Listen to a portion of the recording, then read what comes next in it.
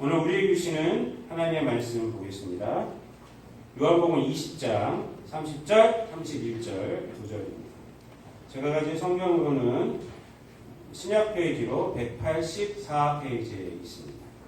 예수께서 제자들 앞에서 이 책에 기록되지 아니한 다른 표적도 많이 행하셨으나 오직 이것을 기록함은 너희도 예수께서 하나님의 아들 그리스도이심을 믿게 하려 하며 또 너희도 믿고 그 이름을 힘입어 생명을 얻게 하려 함이니라. 아멘. 오늘 공독한 말씀을 가지고 예수님이 가장 큰 표적입니다 라는 제목으로 함께 은혜를 나누도록 하겠습니다. 한번 따라해 보시기 바랍니다. 예수님이 가장 큰 표적입니다. 가장 큰 표적입니다. 오늘 우리가 읽은 이 본문 말씀은요, 요한복음의 이제 결론에 이제 해당하는 말씀입니다. 우리가 4년 동안 지금 요한복음을 쭉 보고 있는데 이제 거의 결론에 왔습니다. 이제 21장 한 장만을 남아 있는데 오늘 본문 말씀은 요한이 이 요한복음을 성령의 감동으로 지으게 된 지필한 목적에 대해서 이렇게 말씀을 하고 있고요. 이 지필한 목적은 이제 요한복음의 결론, 또 더 크게 말하면 성경의 결론이라고도 할 수가 있어요. 성경이 우리에게 말씀해 주는 것이 또 뭐고 우리가 성경을 통해서 무엇을 알아야 하는가라는 것을 말해 주는 것이라고도 할 수가 있습니다. 오늘 그래서 이 요한복음의 이 결론 말씀, 지필 목적을 보면서 한번 은혜를 나누려고 합니다. 30절 말씀 먼저 보면은 이렇게 말씀을 하죠.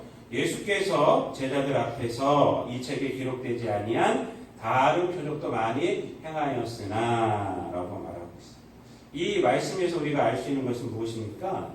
우리가 알 수 있는 것은 뭐냐면 예수님께서 제자들 앞에서 표적을 많이 행했다는 것을 알 수가 있어요. 그러니까 요한복음에 있는 이 표적들 말고도 굉장히 많은 표적을 행하였다라고 우리가 알 수가 있습니다. 그것은 이제 표면적으로 알 수 있는 거고, 그렇다면 표적을 많이 행하였으나 그 다음에 뭐라고 말씀하고 있죠? 오직 이것을 기록함은 이라고 말합니다. 근데 그 많은 표적들 가운데 몇 가지를 이제 기록했다는 거 아닙니까?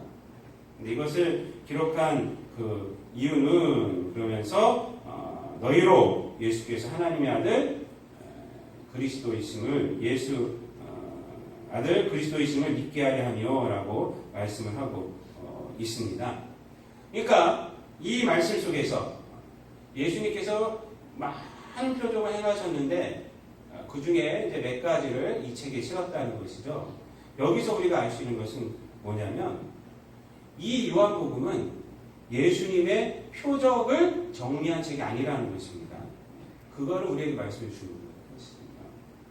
그러니까 이 요한복음은 예수님의 어떤 신비한 능력이 있음을 밝히는 책이 아니에요. 이런 재주가 있다, 이러한 능력이 있었다라는 것을 표적을 행하신 분이 바로 예수님이다. 이것을 밝히려고 이 책을 썼다는 것이 아닙니다. 성경 말씀이 그래서 있다는 것이 아닙니다.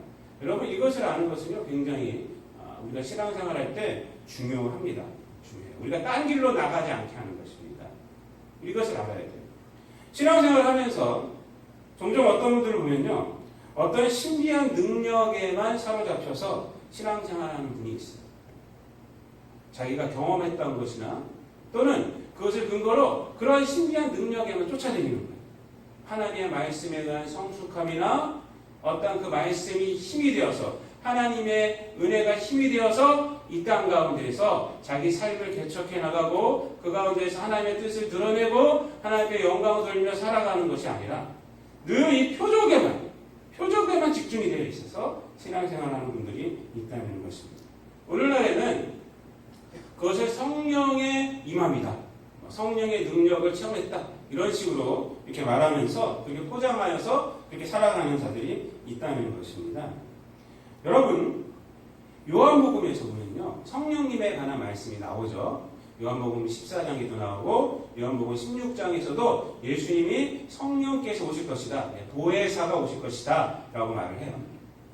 보혜사가 하시는 일에 대해서 예수님께서 이렇게 말씀을 하십니다. 요한복음 14장 26절 말씀을 보면요. 이렇게 말해요. 내가 너희에게 말한 모든 것을 생각나게 하시는 분이 보혜사다.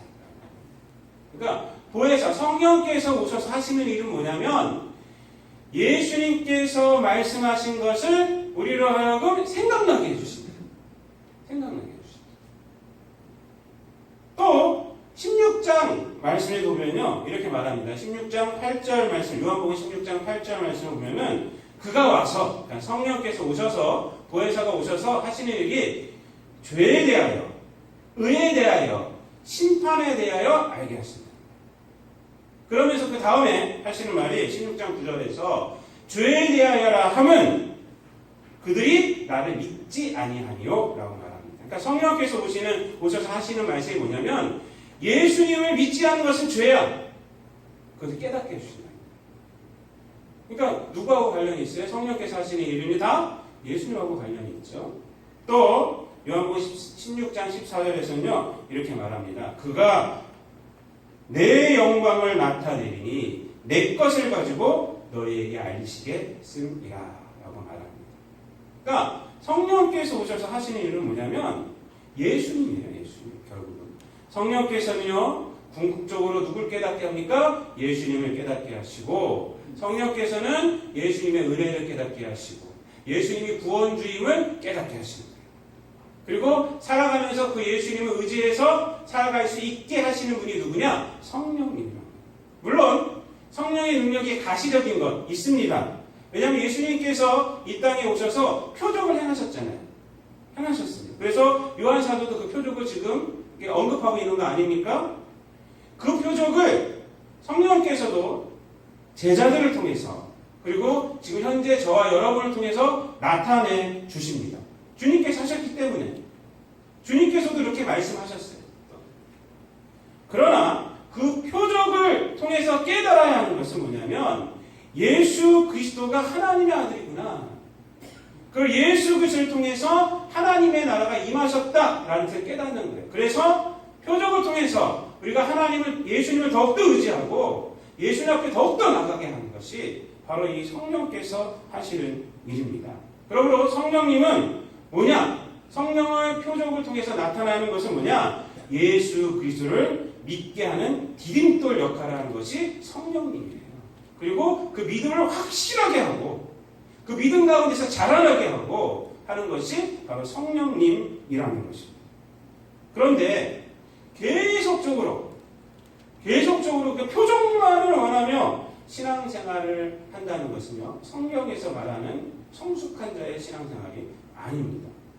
사도행전 8장을 보면요. 어떤 기사가 나오냐면 예루살렘에 핍박이 일어났어요. 그래서 예수 믿는 자들이 다 흩어집니다. 근데 흩어졌는데 역사가 일어나요. 왜? 흩어져서 예수의 이름을 전하는 거예요. 전도를 하는 거예요.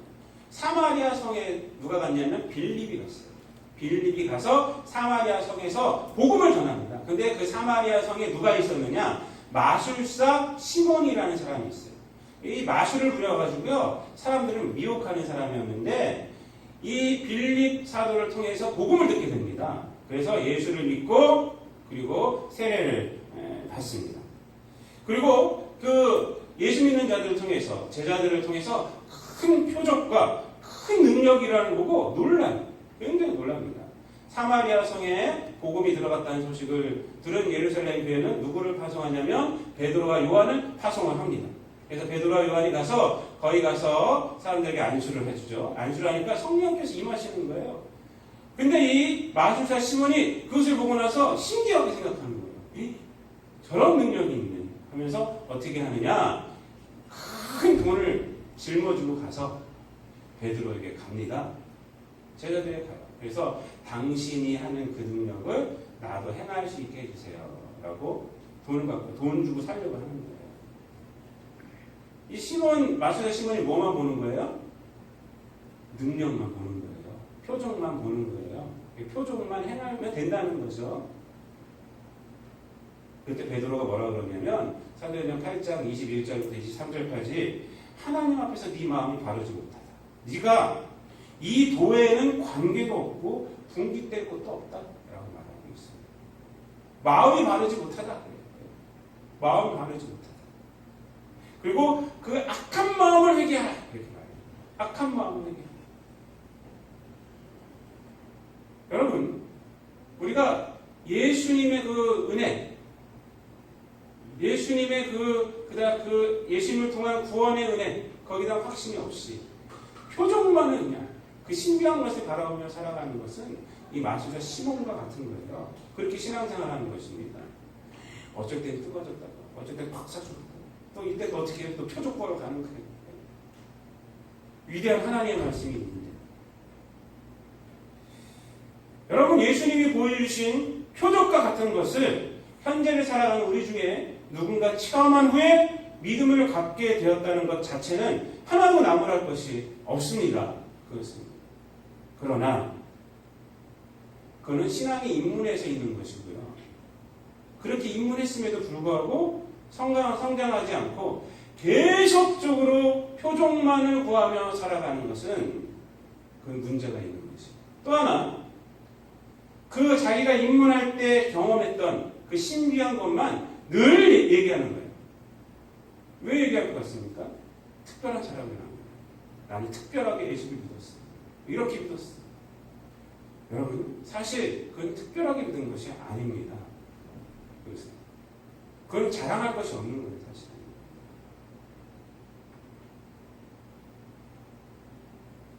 요나의 표적, 마태복음 16장 4절을 보면요, 예수님께서 뭐라고 그러시냐면 이 요나의 표적을 얘기해요.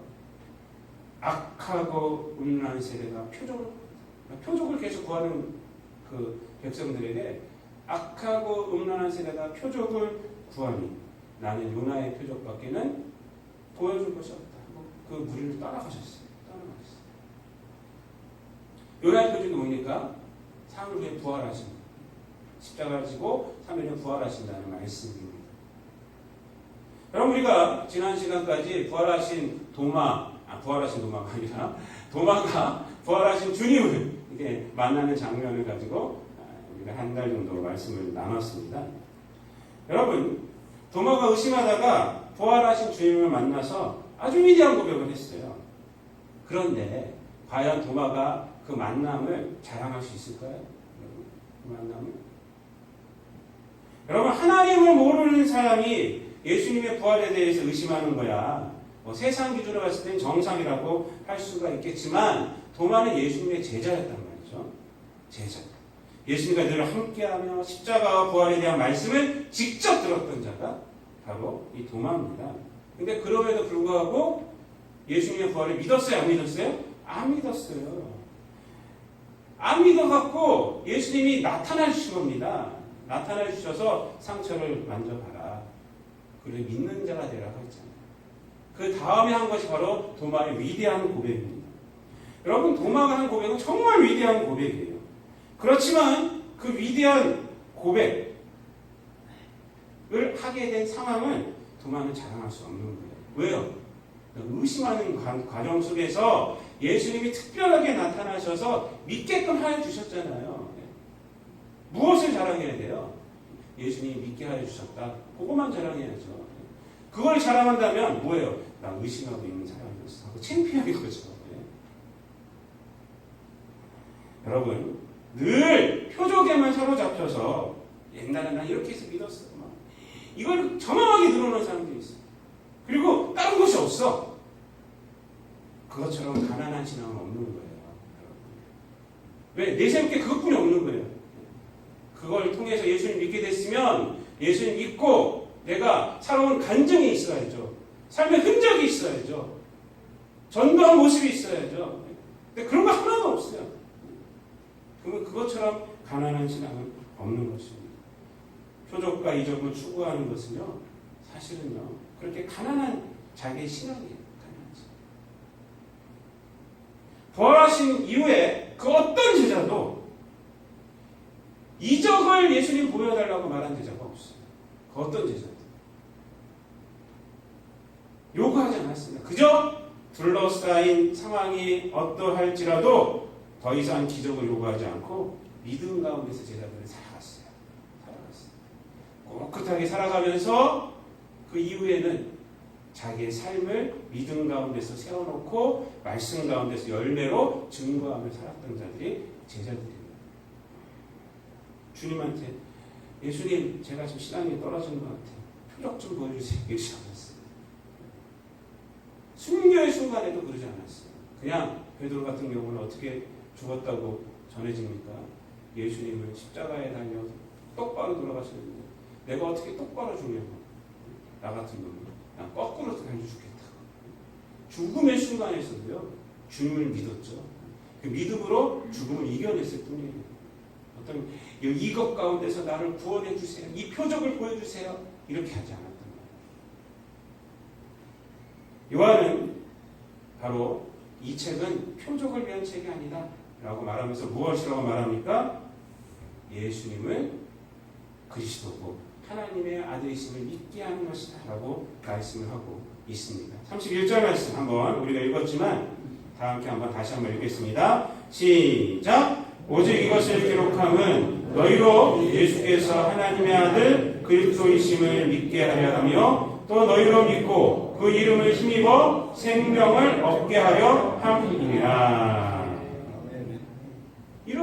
이런 마음으로 이 요한복음을 집필했다는 것이죠. 그래서 표적은 뭐냐면 예수 그리스도를 하나님의 아들로 믿게 하는 증검다리다. 증검다리이기 때문에 내가 썼다라고 말을 합니다.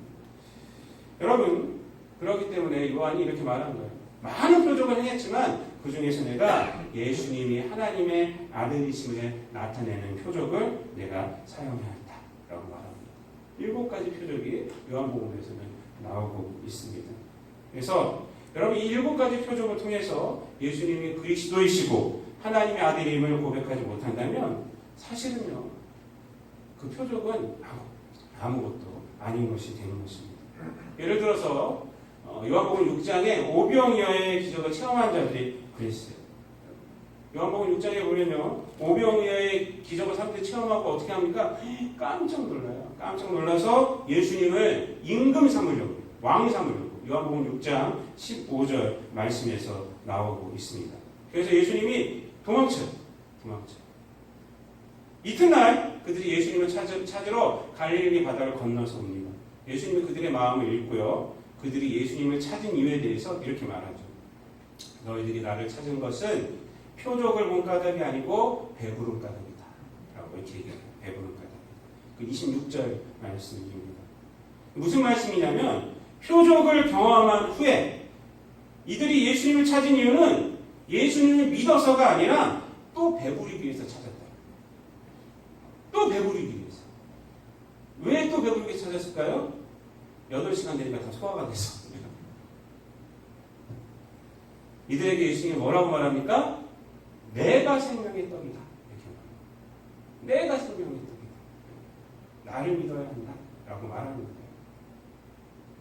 여러분 또 하나의 표적을 위해서 예수님을 찾는 것은 잘못된 신앙이라는 것입니다. 신앙의 목적은 예수님을 믿는 거죠. 예수님을 믿는 거예요. 예수님.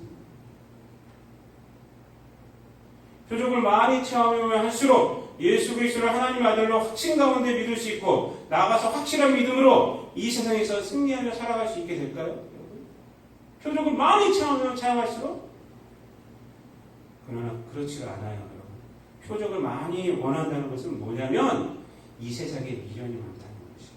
사실 이 세상에 미련이 많다는 것이고 나아가서 세상을 더 의지하는 것을 나타내는 증거일 뿐이에요. 그래서 악하고 음란한 세대가 표적을 원한다고 말하는 거예요. 악하고 음란한 세대. 그냥 세상만을 원하는 세상만. 성경에서 말씀하는 예수님은 사람들이 원하는 능력보다는 십자가와 부활을 통해 증거가 되고 있어요. 계속적으로. 그리고 제자들이 증거하는 예수님도 어떤 표적을 행하시는 분으로서 증거하지 않고 우리의 죄를 위하여 죽으시고 사흘 만에 부활하신 분이 예수님이십니다라고 그것을 증거하고 있어요. 그것이 바로 이 신약 성경이에요. 신약 성경. 요한복음도 마찬가지입니다. 여러분, 요한복음은요, 우리가 지금 봐왔지만 좀 종합적으로 보면은, 크게 보면은 두 부분으로 나눌 수가 있습니다. 첫 번째 부분은 1장부터 12장까지예요. 그리고 두 번째 부분은 13장부터 이제 마지막 장까지인데, 1장부터 12장까지는 어떤 특징이 있냐면 7가지 표적을 중심으로 예수님이 하나님의 아들이심을 나타내는 것입니다. 그리고 13장부터 마지막 장까지는 예수님의 말씀이에요. 어떤 말씀이냐면 십자가를 진다. 십자가를 지는 의미, 부활하게 된다. 그리고 십자가에서 당하는 고통, 세상에 당하는 고통, 그리고 부활. 이것을 이제 나타내고 있습니다. 자, 여기서 한 가지 질문을 제가 드릴게요. 요한복음 첫 번째 부분, 즉 표적을 중심으로 해서 예수님이 하나님의 아들이심을 밝히는 부분과 이 두 번째 부분, 예수님의 말씀, 십자가 사건, 그리고 부활에 대한 것 중에서 오늘날로 생각했을 때 어떤 부분이 사람들에게 또 안 믿는 자들에게 예수님을 믿게 하는데 더 유용하게 쓰일까요? 더. 1장부터 12장까지는 표적으로 되어 있어요. 표적으로. 죽은 자도 살리고 그러지 않습니까? 이것과 10장부터 마지막 장까지는 예수님의 십자가 부활이에요. 이것과 예수님을 하나님의 아들로 믿게 하는데 어떤 것이 더 유용하게 쓰일까요? 어떤 것이? 솔직하게 말씀해 보세요. 네? 십자가예요? 감사합니다. 정답을 말씀해 주셔서. 저는 사실 이제 밴쿠버에서 처음 목회를 시작했어요. 그동안에는 부교육자 생활만 하다가 밴쿠버, 캐나다 밴쿠버에서 이민 목회를 6년을 했는데, 이민 목회를 처음 시작하니까 별 생각을 다 했습니다. 처음 시작할 때는 정말 교회가 크게 부흥하지 않았어요. 말씀으로 사람들이 한물 짜였어요. 착각 중에 착각을 했죠. 교만도 했거든요. 아무리 교회가 해도 부흥이 안 되는 거예요. 부흥이. 이민 목회도 특별하기도 합니다. 한국 사람이 없기 때문에, 이민자들 대상으로 하기 때문에 뭐 어떻게 할 수가 없어요. 근데 큰 교회가 계속 부흥하는데, 큰 교회는 그냥 계속 이민자들 와도 다 큰 교회로 가고, 심지어 있던 사람도 큰 교회로 가고. 그래서 제가 고민이 생겼어요. 어떻게 하면 우리 교회 복잡한 걸까? 어떻게 하면 이민원 자도 우리 교회를 데리고 올 수 있을까? 어떻게 하면 안 믿는 자도 우리 교회를 데리고 올 수 있을까? 아무래도 안 되니까 제가 이 생각을 했어요. 주일날마다 내가 $100씩 줄까? 교회 오면은 $100씩 줘가지고 교회를 나오게 할까? 또 이런 생각도 했어요. 신의 의사가 내게 있어서 병든 자들을 막 안수하면 다 낫게 하는 거예요. 그래서 새벽마다 제가 하나님 앞에 기도한 적이 있어요. 하나님, 저에게 신의 의사를 주시옵소서. 병든 자 손을 좀 낫게 하여 주시고. 낫지가 않더라고요. 하나님의 때에 낫더라고요. 제가 기도해서 나았다는 분들도 있는데 제가 기도해서 나은 것이 아니라 그때 이제 하나님의 역사하시면 나는 거예요. 그러니까 표적과 이 능력으로 하면 사람들이 올 것 같은 생각이 들어요. 그런데 여러분, 이 요한복음에 답이 있습니다. 요한복음 볼까요 한번? 요한복음 12장 37절 말씀 한번 펴보세요.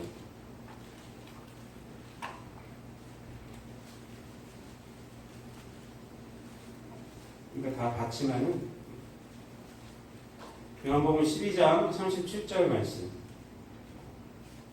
다 함께 한번 읽겠습니다. 요한복음 12장 37절 시작! 이렇게 많은 표적을 그들 앞에서 행하셨으나 그를 믿지 아니하니. 이렇게 많은 표적을 12장까지가 표적에 관한 표적을 중심으로 이렇게 편성된 기사인데 이렇게 많은 표적을 했지만 어떻게 했다고요? 믿지 아니했다. 믿지 아니했어. 그리고 또 42절, 43절 말씀 한번 읽겠습니다. 시작! 그러나 관리 중에도 그를 믿는 자가 많되 바리새인들 때문에 드러나게 말하지 못하니 이는 출교를 당할까 두려워함이라. 그들은 사람의 영광을 하나님의 영광보다 더 더 사랑하였더라. 아멘. 표적에 관한 기사의 마지막에 이 말이 있어요. 믿지 않고요. 또한 지금 우리가 읽은 42절, 43절은 믿긴 믿는데 사람의 영광을 더 중요하게 여기는 거예요. 그렇게 믿는다. 그렇게. 이 세상을 더 두려워하면서 하나님의 영광은 더 귀중한데 힘이 없이 믿는다는 것이죠. 힘이 없이. 표적의 결과가 충격적이에요. 믿지도 아니하고 믿음에도 불구하고 그 믿음은 세상을 이기는 믿음이 되지를 못하고 있다. 라고 요한복음의 결론을 내린 거예요. 자, 13장부터 따른 거죠. 따른 거예요. 한번 20장 28절 말씀 우리가 지난주에 읽은 건데 한번 읽겠습니다. 십자가와 부활 이후에 나오는 고백입니다. 28절 오늘 본문 읽는데 다 함께 읽겠습니다. 시작! 도마가 대답하여 이르되 나의 주님이시요 나의 하나님이시니이다. 하나님 예수 그리스도의 십자가에 대한 말씀 그 의미를 설명해 주고 그리고 예수님께서 십자가에 달려 고통당하시고 부활하시고 그것을 다 끝내고 나서 이 위대한 고백이 이 위치에 있는 거예요. 이 위치. 그러니까 요한복음은 크게 이 두 가지로 딱딱 결론이 나옵니다. 여러분 십자가 부활을 통해서 예수님에 대한 위대한 고백이 되어주고 있음을 밝히고 있는 것입니다. 성경. 그 이유가 뭘까? 제가 말씀 주면서 꼼꼼히 묵상을 했어요. 그 이유가 뭘까?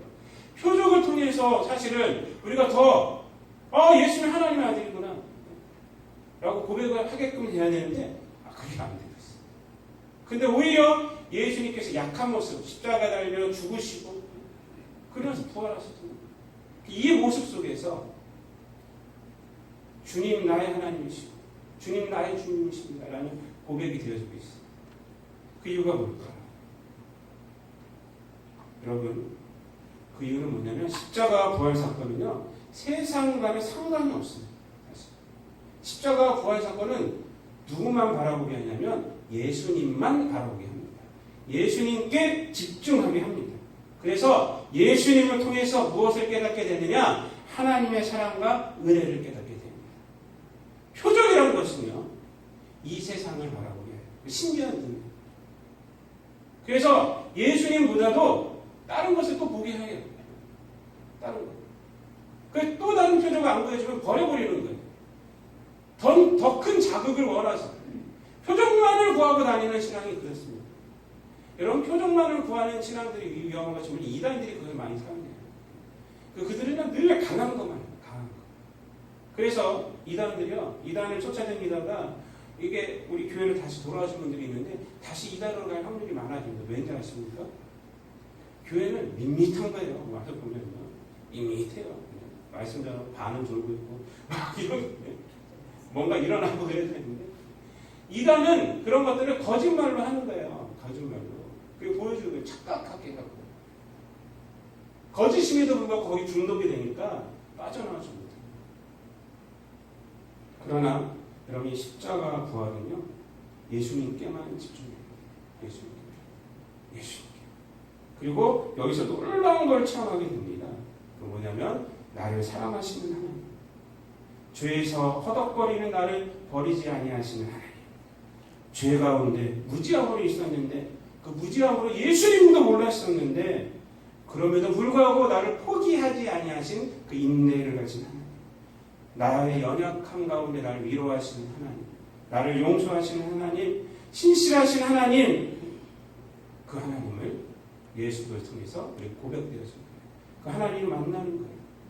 사도 요한이 말씀하시는 예수님을 통해서 드러난 하나님, 어떤 하나님이에요? 요한복음 3장 16절에 우리를 사랑하셔서 이 땅에 독생자를 보내신 하나님. 이 하나님을 십자가를 통해서 이제 만나게 됩니다. 그것을 우리 믿는 자들이 뭐라고 표현하냐면 인격적인 하나님을 체험하였다라고 말하는 것입니다. 인격적인 하나님. 나를 사랑하여 주시고 죄 가운데 나를 구원하여 주시고. 표적과 기사는 뭐냐면 그것만을 원하면서 다니는 것은 뭐냐면 인격적인 하나님이 아니에요. 그거는 이 세상 물질 문명에 도취되어서 그것을 원하면서 믿는 거죠. 여기서 우리는 중요한 사실을 알 수가 있습니다. 요한 사도가 마지막에 이 얘기를 하는 것은 뭐냐면 이 요한복음에서 말하는 가장 큰 표적은 무엇이냐? 바로 예수 그리스도가 가장 큰 표적이다라는 것입니다. 우리를 구원하여 주시고 우리를 십자가를 지어주시고 부활하신 예수님이 가장 큰 표적이다. 7가지 표적을 통해서 바로 예수님을 발견해야 된다라는 것입니다. 그래서 이 얘기를 하는 겁니다. 그 다음에 예수가 하나님의 아들이심을 믿게 하려 하며 또 너희로 믿고 그 이름을 힘입어 생명을 얻게 하려 합니다. 라고 그래서 말하는 거예요. 예수님의 이름을 믿어야지, 예수님을 믿어야지 우리가 이 세상 가운데서 힘을 얻는다는 것입니다. 그리고 생명을 갖게 된다는 것입니다. 나 육체적 생명 갖고 있는데요. 육체적 생명을 말하는 것이 아닙니다. 요한복음에서 말하는 이 생명은 영원한 생명을 말하는 거예요. 영원한 생명. 여러분 육체는요 죽음을 향하는 것이에요. 아무리 이 세상 가운데서 우리가 좋은 거 먹고 좋은 거 찍어갈라도 여러분 어떻게 돼요? 우리는 보는 것은 다 뭐냐면 늙어가는 것들을 먹고 이 육체의 생명이에요. 육체에 투자하면 투자할수록 육체는 우리를 배신하게 되어 있어요. 아무리 투자를 많이 해도 100억, 1000억, 만억을 갖다가 나에게 투자해도 우리는 어떻게 돼요? 그 다음날 되면 죽는 겁니다. 그 다음날 죽는 거죠. 그거는 죽는 생명이에요. 주님께서 말씀하시는 것은 영원한 생명이에요. 예수님을 믿음으로 우리는 바로 영원한 생명을 얻게 된다라는 것입니다. 그래서 바로 이것을 위해서 예수님이 가장 큰 표적입니다. 예수님을 믿으십시오. 예수님이 우리의 힘이십니다. 예수를 믿어야 생명을 받습니다. 라는 것을 증거하기 위해서 요한복음을 썼다라고 우리에게 말씀해주고 있는 것입니다. 결론적으로 말씀드리겠습니다. 요한복음은 표적을 나타내는 책이 아닙니다. 예수 그리스도가 하나님의 아들이심을 믿게 하는 책이고 그 이름을 힘입어 생명을 얻게 하는 책입니다. 다시 말씀드리면 표적은 가장 큰 표적은 예수 그리스도가 하나님의 아들임을 드러내게 한 것이. 바로 가장 큰 표적은 예수 그리스도의 십자가와 부활임을 증거하는 것이 바로 이 요한복음입니다. 사도들은 십자가와 부활을 가지고 온 세상으로 나갔습니다. 왜? 그것이 가장 큰 표적이기 때문에 더 이상의 표적을 원하지도 않았습니다. 그리고 이 십자가 부활만을 전했어요. 사도 바울은 이렇게 말하죠. 고린도전서 1장 18절에서 십자가의 도가 멸망하는 자들에게는 미련한 것이요 구원을 얻는 우리에게는 하나님의 능력이라. 그 22절부터 23절까지에서는 유대인은 표적을 구하고 헬라인은 지혜를 찾으나 우리는 십자가에 못 박힌 그리스도를 전하니 유대인에게는 거리끼는 것이요 이방인에게는 미련한 것이로되 오직 부르심을 받은 자들에게는 유대인이나 헬라인이나 그리스도는 하나님의 능력이요 하나님의 지혜니라. 이렇게 말씀을 합니다. 여러분 신약성경을 보면요 이 사도들은 이 십자가 부활을 포기하지 않습니다. 늘 이것만 갖고 나가요. 이것만 전합니다. 다른 거 전하지 않아요. 이것이 신약의 말씀입니다. 왜? 예수 안에 생명이 있기 때문에 그렇습니다. 생명. 예수 안에 생명이 있습니다. 세상에 주는 것은 육체의 생명을 유지하게 해주는 것입니다. 그러나 그 육체의 생명이 주는 것은요 죽음으로 가는 것입니다. 그러나 예수께서 주시는 생명은 영원한 생명입니다. 이 땅에서 예수께서 주시는 생명을 가지고 살아가야 합니다. 그 이름으로 힘을 얻어 영원한 생명을 갖고 살아가야 합니다. 이 땅에서 이 생명은 죄에 매이지 않게 하는 생명이며 이 땅에서 죄를 이기게 하는 생명입니다. 그리고 그 생명은 부활의 생명입니다. 주님 오시는 날에 첫 열매 되시는 예수님을 따라 우리가 부활할 수 있게 하는 것이죠.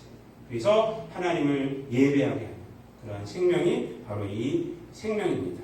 이 생명이 예수 안에 있습니다. 예수님을 믿음으로 영원한 생명으로 세상에서 승리하며 살아가시는 저 여러분 되시기를 우리 주님 예수 그리스도의 이름으로 축복드립니다. 기도하겠습니다. 하나님 감사합니다. 우리들로 하여금 이 땅 가운데서 예수님을 믿어 힘을 얻게 하여 주시고 영원한 생명을 얻어서 썩어질 육신을 가지고 하나님 앞에 영광 돌리며 살아가게 하여 주심을 감사를 드립니다. 이 생명 가지고 있는 자임을 늘 고백하며 이 세상 가운데서 주의 영광을 드러내고 구원의 기쁨 속에서 살아가는 우리 모든 성도들 되게 하여 주옵소서. 감사드리며 예수님의 이름으로 기도드리옵나이다. 아멘.